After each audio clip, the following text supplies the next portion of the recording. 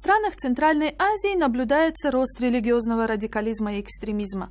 Каково отношение властей к этому вопросу и эффективна ли их стратегия в плане предотвращения распространения этого явления?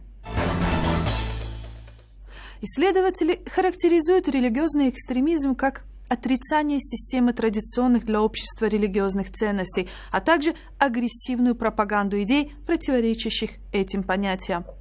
Власти в странах региона последние годы пополняют списки запрещенных экстремистских организаций, привлекают их последователей к закону и уничтожают пропагандистскую литературу. По мнению некоторых экспертов, порой действия властей выглядят не иначе, как светский экстремизм. Провозгласив в этих странах, где религия отделена от государства, суннитский ислам ханафитского толка де-факто официальным, любые другие формы того же ислама объявлены вне закона. Существует ли в странах Центральной Азии стратегия предотвращения религиозного радикализма и экстремизма, и в чем она заключается? На эту тему мы сегодня порассуждаем с гостями программы. Саидом Ахмадовым, бывшим главой комитета по делам религии в Таджикистане, и Гейдаром Джемалем, председателем Исламского комитета России. Первый аспект, который нужно сказать, что есть, какой-то план, то есть активизации национальных идей. То есть вместо ислама, идеологии ислама, выработать национальную идеологию.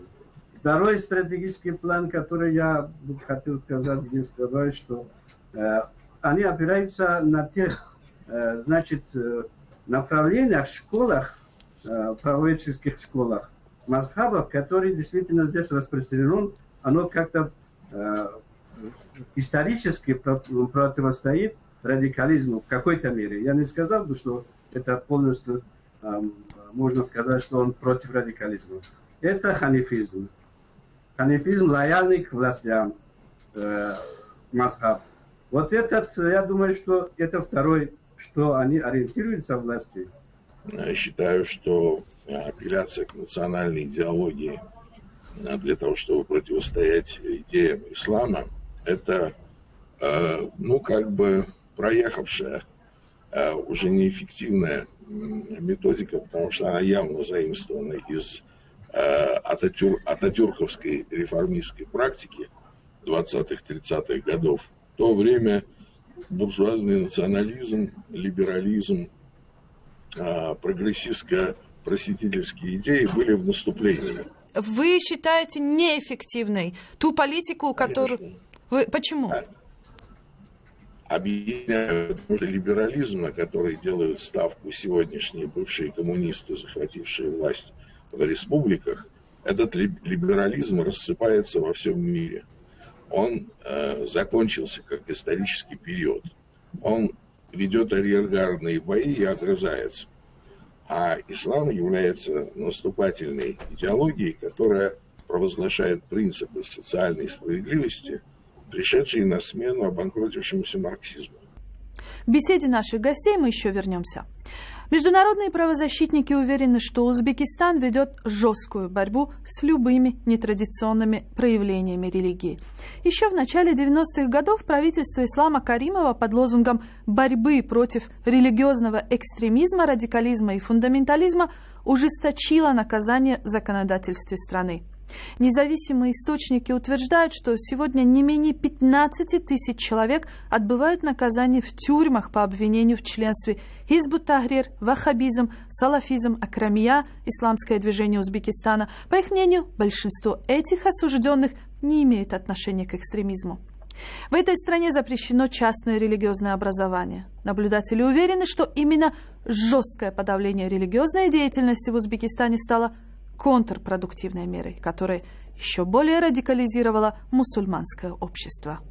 Не существует. Политика властей – это чтобы сохранить власть. И для этого им не нужна демократия, им не нужна свобода совести, слова, свобода собраний и так далее. Те же самые ограничения существуют в отношении журналистов, политиков, членов религиозных организаций разных, профсоюзов. В Казахстане борьба с религиозным экстремизмом распространилась и на интернет. Только в этом году здесь закрыли более 50 сайтов. В октябре парламент ужесточил законы по противодействию экстремизму и терроризму. Признать организацию экстремистской или террористической в Казахстане могут сразу после решения суда, как это произошло в середине октября с организацией Ат-Такфир Валь-Хиджра, которую Сарыаркинский районный суд Астаны признал экстремистской. Несмотря на существующие процедуры обжалования, решение суда подлежит немедленному исполнению. Раньше, согласно всех процедур, на это требовалось более 2 месяцев. С принятием поправок в закон по противодействию экстремизма и терроризма в октябре этого года процедура значительно упрощена. Также быстро власти могут заблокировать сайты и прекратить работу СМИ по обвинению в агитационных материалах террористического характера. В следующем году в Казахстане вступает в силу новый уголовный кодекс. В нем предусмотрено наказание от 3 до 7 лет тюрьмы за участие в деятельности экстремистских и террористических организаций. Ситуация в Туркменистане не стала исключением. Тотальный контроль государства не смог предотвратить появление в обществе радикальных настроений. В приграничных с Афганистаном территориях, а также на западе, в Лебабском регионе и Мары можно встретить многочисленные свидетельства распространения радикальных традиций в повседневной жизни населения.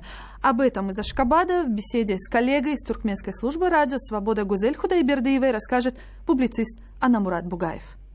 Муллы говорят, что мы, туркмены, верны течению имама Агзама. У нас отмечается дни поминки умершего, например, 3-й день, 7-й день и 40-й день. А ваххабисты против этого. Или у нас в свадьбах, это столетие тому назад тоже такое было. Мужчины и женщины вместе празднуют. А радикалы считают этого против религии. В аулах, особенно в Лебабском районе, это уже распространено вот такое движение. В Кыргызстане некоторые представители власти уверены, что противодействие радикализации общества должно происходить не в одиночку, а в тесном взаимодействии стран в рамках региональных организаций, типа Шанхайская организация сотрудничества или Организация по договору коллективной безопасности. Насколько это реально? Вопрос к нашим гостям в студии.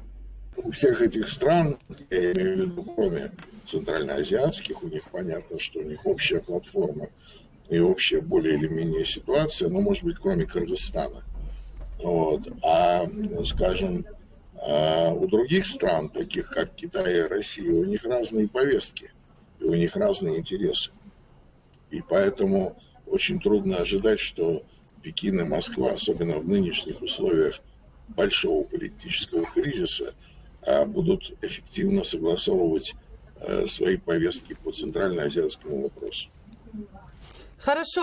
Саид Ахмадов, что вы думаете на этот счет? Борьба, то есть остановление радикализации, исламской радикализации, да, и может быть и светской радикализации, может быть и национальной радикализации.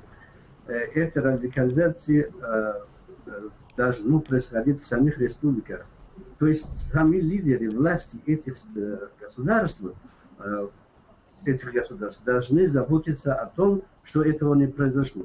То есть у них должны быть четкие планы противостояния этому процессу и в том числе борьбы против, допустим, каких-то проявлений терроризма и так далее. То есть в этом плане выработать единую позицию во всех в этой организации невозможно, потому что действительно вот здесь есть разные видения этого вопроса. Многочисленные исследования утверждают, что главными причинами распространения религиозного экстремизма в странах Центральной Азии стали такие проблемы, как нищета, безработица, бесправие.